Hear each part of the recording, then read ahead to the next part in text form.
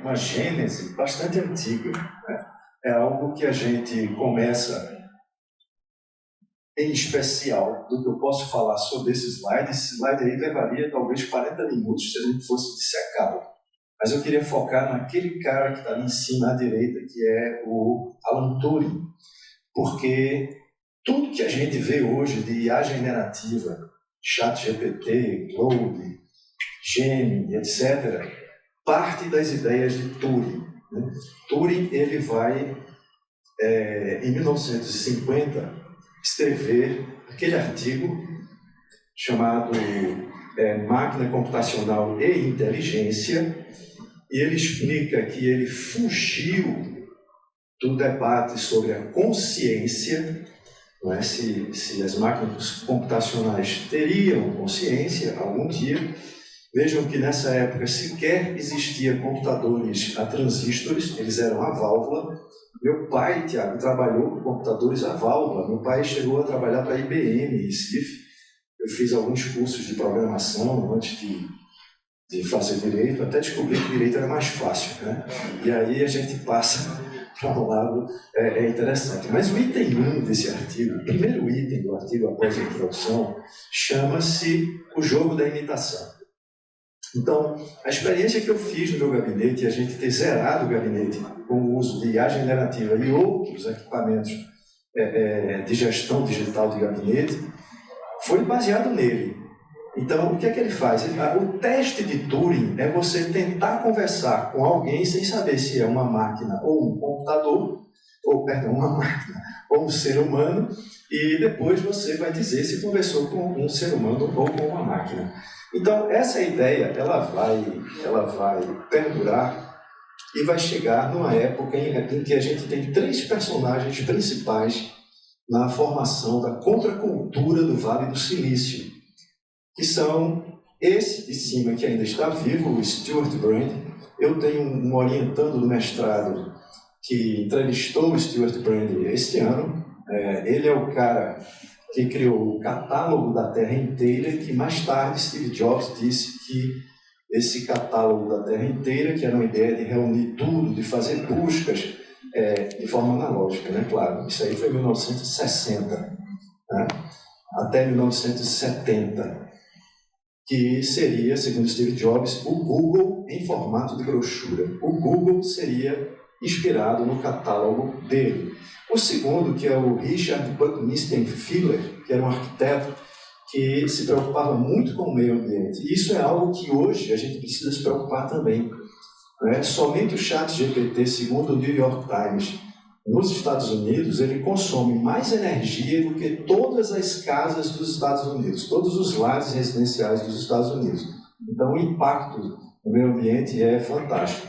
E o de baixo é talvez aí o mais importante, que é o Herbert Marshall McLuhan, que vai escrever a aldeia global, os meios de comunicação como extensões do homem, tudo isso em 1960 aproximadamente, e vão aí influenciar esses outros pensadores aqui, né? O Steve Jobs, o Steve Wozniak, o Bill Gates, que trabalhava para eles no começo, e depois eles brigam, né? O Steve Wozniak com o Steve Jobs. E na biografia do Jobs tem uma frase dele contra o Steve Jobs, dizendo que a ideia dessa interface que tem Apple e Windows, né, nem era de um nem de outro, era daquele cara que está ali em cima à esquerda, que é o Alan Curtis Kay, que era um cara do Xerox PARC, que criou essa ideia e foi, digamos, essa ideia, entre aspas, captada, né, de alguma maneira aí por eles. Eles usam outro verbo e tal. Mas esses caras aqui, eles fugiram daquela ideia contracultural que eu mostrei naquele painel anterior. O Marshall McLuhan, por exemplo, ele queria a miniaturização do computador para todo mundo, para que todo mundo vivesse de uma forma plena, autônoma, etc. Mas não foi isso o que aconteceu, né? E quando a internet surge como um projeto militar do Pentágono e depois ela é aberta para todo o mundo, né, com o fim da Guerra Fria, eles, na Marinha dos Estados Unidos, eles criaram mecanismos desindexados de comunicação que ficavam ali embaixo da ponta do iceberg, que isso não passa de uma metáfora para descrever a internet. O que está acima do iceberg ali do mar, naquela ponta do iceberg, é a internet indexada. E isso é fácil, né? Digamos, é menos difícil de se pensar em regulamentação de plataformas digitais do que o que está abaixo, que representa a Deep Web e que constitui 96%, segundo a maioria das pesquisas, do conteúdo de dados existentes na internet. Então, esse é o grande desafio, é regulamentar isso aí. O grande desafio, regulamentar a internet de superfície. Né? Segundo Lawrence Lessig, que é um professor de Harvard dos Estados Unidos, que era um grande otimista com a abertura da internet e tal, escreveu aquele livro, O Código, vocês acham na internet, ele é cultura livre, então não tem direitos autorais, assim, de ganhar dinheiro e tal. E ele dizia que a internet, ela obedece a uma lei algorítmica que é um código de comunicação. A internet de superfície obedeceria ao protocolo do hipertexto, e ela, talvez aqui, a maioria tenha uma ideia diferente de como é a internet. A gente pensa que a maioria dos dados da internet vem de satélites, e isso é um grande erro. Né? Mais de 90% dos dados da internet vem desses cabos aí. Isso aqui são cabos. São aproximadamente 400 cabos que existem no mundo, boa parte deles pertencentes a empresas como o Google, né? Como a Meta. O Google, por exemplo, está construindo um cabo que vai ser ligado aqui no Brasil, via Uruguai, e não precisa nem do som, não, tá? Assim, mas é só para mostrar que a internet é isso aí, a internet é cabeada. Né? E, segundo Julian Assange, os Estados Unidos eles têm o controle da maioria dos nós da rede, né, com aquela empresa lá do ICANN, e eles são capazes de interceptar comunicações, porque essas comunicações elas são feitas por feixes de luz, né, e são bilhões de comunicações que existem em tempo real pela internet, e a gente vê, quando a gente toma a noção de que a internet é assim, né, ela funciona no mundo todo dessa forma, né, talvez aí 5, 6% via satélite e tal, mas a rapidez da conexão e a segurança de dados via cabos de fibra ótica é muito maior, muito mais rápida, muito mais segura do que os dados de satélite. O que significa? Né? Aqui no Brasil, a gente tem o estado do Ceará, que recebe a maioria desses cabeamentos, e de lá eles são feitos aí através de data centers para o resto do Brasil. Tem também São Paulo, né? Tem aqui no Sudeste, ali no Sudeste, esse cabo, por exemplo, que é o Firmina, ele é do Google, que está dizendo que vai investir aí mais de 1 bilhão e 600 milhões no Brasil, né? E de reais para construir esse cabo. Então, tudo isso não é à toa, né? Essas empresas, elas constituem. Esse aqui é um site holandês, eu indico para todo mundo, porque ele dá em tempo real a quantidade de sites que existem na internet indexada. Né? E eu peguei isso a semana passada, tá? Então, ele tem a parte da Holanda e tem a parte de cima ali que tem a quantidade de 4 bilhões e 64 milhões de páginas na internet de superfície. Como é que se regulamenta isso? Como é que a gente vai conseguir fazer com que leis estatais ou comunitárias, como no caso da Europa, consigam regulamentar algo que se baseia numa regra que é a regra 9ª do Consenso de Washington, que é exatamente a ausência de regulamentação. Esse é o grande dilema, né? Porque o tecnopoder, hoje em dia, isso que vocês estão vendo aí na tela, é a representação da internet atual no IPv4, que é a versão que existe nos Estados Unidos, que ela trabalha com uma formação de redes e teias e teias e teias com 32 bits, e vai passar para o V6, que vai ser uma capacidade de expansão ainda maior, e vai permitir que a internet seja considerada aquilo que Einstein falou em relação ao universo, que seria também um universo virtual, porém em expansão. Então essa é a ideia. Esse vídeo demora um pouquinho, eu vou passar, mas aquele quadro ali da direita, você está vendo a velocidade com que vai acontecer a internet nesse novo formato de comunicação, que vai ser mais rápida, vai ser, segundo se diz, mais segura. Lembrando que o Julian Assange disse que só há um tipo de segurança que você é capaz de fazer com a internet, que se chama a criptografia. A criptografia, o pessoal da área de TI com quem eu trabalho, por exemplo, eles não admitem a quebra da criptografia. Já existe decisão do ministro Fachin, no sentido de que a criptografia é um direito, deve ser considerado um direito fundamental no Estado algorítmico de direito, expressão já utilizada na Espanha. E o que a gente precisa se preocupar quando a gente trabalha com dados e internet, é o risco de vieses. Risco de vieses. Eu estou participando da comissão do CNJ que está trabalhando com a atualização da resolução 332, e uma das grandes preocupações, aliás, que já existe na redação atual, é que todo tribunal que fizer inteligência artificial tem que controlar, antes de fazer o uso dos testes de aplicação, se ela é enviesada ou não. Para não acontecer isso aí que aconteceu nos Estados Unidos, com esse sistema, acho que todo mundo aqui conhece, que é o Compass. Não vou perder tempo com ele, eu estou até atrasado. E é bom a gente lembrar o seguinte: eu falei em maio desse ano, num curso que eu tenho dado aula lá em Sevilha, já no 3º ano, e as pessoas não gostam muito. Ariano Suassuna dizia: não se deve falar mal pela frente, é muito constrangedor, constrange quem fala e constrange quem ouve, mas a gente tem que falar. O que eu falei a respeito de regulamentação, que é o que os europeus sabem fazer, é que eles, nesse mundo que Eric Saddam, que é um filósofo francês, chama de mundo siliconizado, existe um livro dele, A Siliconização do Mundo, é que hoje nós temos duas grandes superpotências mandando no mundo atual. Estados Unidos, que criaram a internet, criaram a Deep Web, criaram a rede Tor, depois disponibilizaram para grupos desinteressados em ganhar dinheiro. Eu, por exemplo, tenho o Tor. Se você baixar o Tor, você vai navegar com o navegador mais seguro que existe, ou um dos mais seguros que existe. E a China está do outro lado, a Europa está no meio. A Europa, pela primeira vez na história, está colonizada. E é isso que eles não gostam de ouvir. A Europa não tem uma Big Tech. Então, qual é a saída da Europa? Qual é a saída do Brasil? Regulamentar.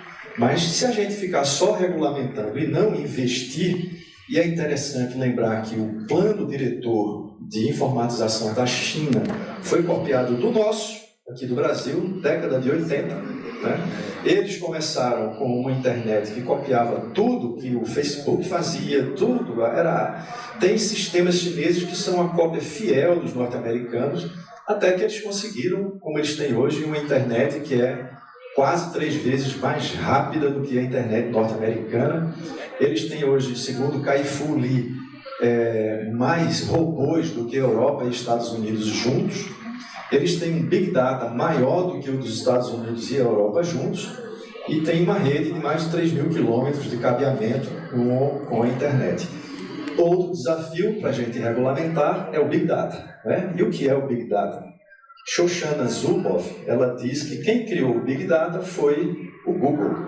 Eu, modestamente, viu, Tiago, naquele livro que eu passei lá para você, eu digo que, segundo Edward Snowden, foi a NSA, que é aquela agência dos Estados Unidos que criou lá aquela quantidade oceânica de informações no mundo inteiro, de todo mundo. E quando o Snowden fez aquela delação, a gente viu que tinha espionagem com Dilma Rousseff, com François Hollande da França, com Angela Merkel da Alemanha, com quebra de dados e comunicações. O que é o Big Data?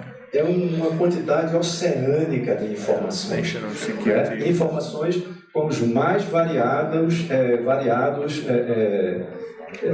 vieses, matizes, espécies, etc. E as pessoas conceituam o Big Data como um conjunto de Vs. Quando eu publiquei a primeira edição do meu livro, só tinha 3 Vs, depois passou para 5. Na segunda edição, agora ficou em 7, já tem em 9. Então, volume, primeiro V, variedade, são informações que constituem-se por dados brutos que são coletados de todos nós, como vocês aqui agora. Qualquer coisa que você falar aí, vai ter um cookie seguindo você e depois vai mandar para você de volta o feedback com a propaganda para você comprar determinado produto. Né? Então, o segundo V é a variedade de informações. Você tem aí dados brutos, que não são informações. Tem metadados que, segundo Snowden, naquele livro Eterna Vigilância, são dados que falam mais de nós sobre os nossos próprios dados. Metadados são dados sobre dados. Por exemplo, quanto tempo o Dr. Tiago ele passa conectado na rede, quais são os sites que ele acessa, né? Mesmo que ele use aquela navegação anônima, aquilo não adianta de nada, né? Eles sabem de tudo. Então, a Shoshana Zuboff diz que o Big Data é um cyberleviatã, que é o título de um livro de um espanhol chamado José Maria La Salle, que diz que eles sabem tudo sobre nós e nós não sabemos nada sobre eles. Eles são opacos. O Big Data é um sistema opaco. E regulamentar o Big Data, regulamentar a inteligência artificial, regulamentar as plataformas é algo fundamental para que a gente tente fugir do estado de coisas que a gente, se quiser colocar um sonzinho, me ajuda, mas que dê para eu falar. Isso é um documentário que foi feito pela Netflix, com todos esses que vocês vão ver aí, inclusive a Shoshana Zuboff, Jay Orlando, que é o cara que criou a realidade virtual, que tem aquele livro 10 argumentos para você deletar imediatamente suas redes sociais, etc. E todos aí foram funcionários de Big Tech. Todos eles trabalharam para Google, para Meta, para Apple, etc. E o que é que a gente tem hoje? Será que a gente consegue reverter essa polarização na qual nós estamos inseridos? Os meus alunos na faculdade hoje, tanto na Federal quanto na Católica, eles dizem que tem 2 blocos nas turmas de regra. Ou você é Lula ou você é Bolsonaro. Isso tem que acabar. Né? Ou você está comigo, ou você está na minha bolha, ou você está fora do meu círculo de relacionamento. Né? Por que a gente está assim? Num livro chamado A Psicologia das Massas e a Análise do Eu, escrito em 1920, Freud, que inspirou Goebbels para fazer a máquina de propaganda nazista, ele disse que a sociedade ela é capaz de ser agrupada, manipulada, né, e utilizada para fins de poucas pessoas que têm o controle da mídia, com libido, com falsa sensação de empoderamento, que é o que a gente tem nas redes sociais. Nas redes sociais todo mundo é poderoso, né? E quem pensa diferente de mim ou de você está fora dessas redes, porque a intolerância é algo muito complicado. Essa moça aí representa um processo de depressão que hoje é altíssimo entre os jovens, não é? Eu tenho 3 filhos, os 3 tomando antidepressivo. Não sei se por conta ainda da Covid, mas vivem ligados nisso aí o tempo todo. Então, isso é um problema. Isso é um problema e a gente pergunta, para se encaminhar aí para o fim, quais são as regras, né? O que é que a gente pode fazer, se é que pode? Porque na época de Michel Foucault, é bem recente, claro, mas desde Bentham, quando ele escreve sobre o panoptismo, o que é o panoptismo? É uma forma de vigilância total da sociedade, e o exemplo de Michel Foucault naquele livro, Vigiar e Punir, é a França. Então, como é que o governo francês fazia para que os cidadãos franceses se comportassem da maneira que o Estado francês queria que eles se comportassem? Né? Medo de serem punidos, medo que era exercido por uma vigilância num território físico delimitado por fronteiras físicas. E o que é o tecnopoder? O tecnopoder ele é muito mais sutil do que esse panoptismo tradicional. Porque ele atrai as pessoas, ele faz com que as pessoas se comportem do jeito que eles querem, por uma falsa sensação de inclusão, de empoderamento, de felicidade, e fica muito mais complicado controlar esse tecnopoder, porque ele não é territorializado, ele é desterritorializado, ele é opaco e ele é insurreto, ele não se submete às regras estatais. E qual é a origem de tudo isso? Regra 9ª do Consenso de Washington. O Consenso de Washington, além de criar a expressão neoliberalismo, ele vai nascer aí na década de 90, quando cai o Muro de Berlim, quando cai a União Soviética. E é quando a internet é aberta nos Estados Unidos para as universidades, depois para o mundo todo. E aí vem aquela onda, né, do Lessig, professor de Harvard, os cyberlibertários. Isso vai ser uma maravilha, né? A internet agora vai ser a maior revolução do mundo. Não deixou de ser, mas, como diz Yu Qiui é um filósofo chinês que tem um livro chamado Tecnodiversidade. Ele é de Hong Kong. Ele diz que não existe globalização. Existe hoje uma bipolaridade, a norte-americana e a chinesa. E a gente está inserido ou numa ou noutra. Talvez nas duas. Talvez nas duas. E essa regra 9ª aí, o que é que ela diz? Desregulamentação da economia com vedação de medidas que impeçam a entrada no mercado ou restringam a concorrência. Isso aí foi o tapete vermelho para aquelas empresas de garagem lá do Steve Jobs e outros se transformarem em grandes corporações monopolizantes, né? O Kai Fu Lee, ele vai dizer que quando você junta inteligência artificial e Big Data, o resultado é sempre o mesmo, é monopólio, oligopólio e etc. Então, o que é que a gente tem hoje na Europa? A gente tem o GDPR, que é um regulamento que nós copiamos praticamente, fizemos a nossa LGPD em cima deles. Essas duas leis que estão aí na segunda linha, que entraram em vigor bem recentemente, são chamadas leis dos porteiros digitais, porque elas tentam regulamentar a economia europeia, os empresários europeus. Para venderem um produto da Espanha para a França, ele precisa de uma Big Tech norte-americana ou chinesa. Então, eles criaram técnicas de limites, até determinados milhões de usuários você vai ter que obedecer a determinadas regras, senão você talvez aí sofra algo como uma restrição de atuação. Então, o que é que ela tem? Eles têm foco na proteção de dados, combate à desinformação e promoção da concorrência sadia. A mais recente dessa lei da Europa, agora o Reino Unido se afastou com o Brexit, mas é a Online Safety Bill, que é uma lei gigante, e ela tem medidas duríssimas, inclusive com quebra de criptografia de ponta a ponta, que é algo que não é impossível. Existem ferramentas chamadas de backdoors que você coloca nessas ferramentas, nessas plataformas, e elas são capazes de desencriptar os conteúdos. Tá? Nos Estados Unidos, a gente tem uma regulamentação fragmentada, e a gente tem a lei da decência, que é essa seção 230, que a Suprema Corte decidiu não decidir até agora. E, para terminar, aqui no Brasil, as regras existentes são aí, eu separei a LAI, que é uma lei de 2011, não propriamente na LAI, mas no algoritmo, no decreto que regulamenta a LAI, já se fala em algoritmo de Estado, que é uma coisa pouco mencionada, pouco citada. O decreto do e-commerce no Brasil, que regulamenta o Código do Consumidor, que é excelente para a gente poder ter direitos de reclamar de plataformas que atuem aqui no Brasil. A lei do Marco Civil da Internet.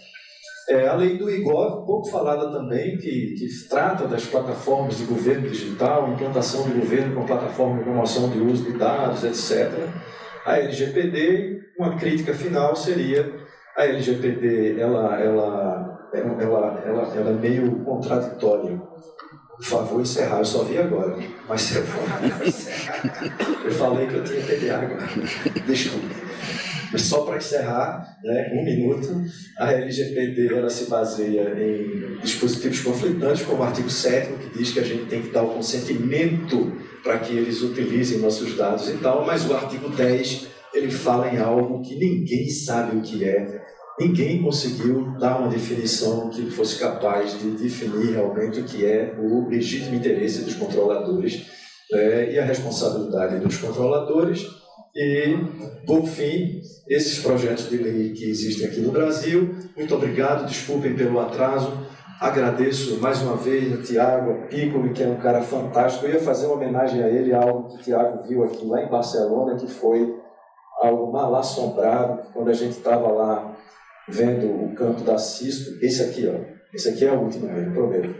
Eu estou ali, ó, de cócoras, aqui o Tiago está ali em pé, né?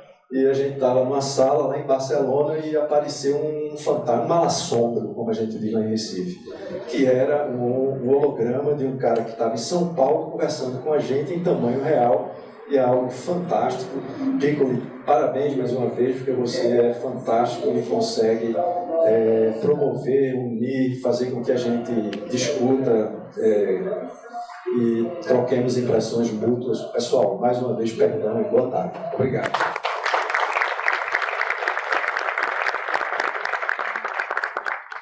Dando continuidade, agora teremos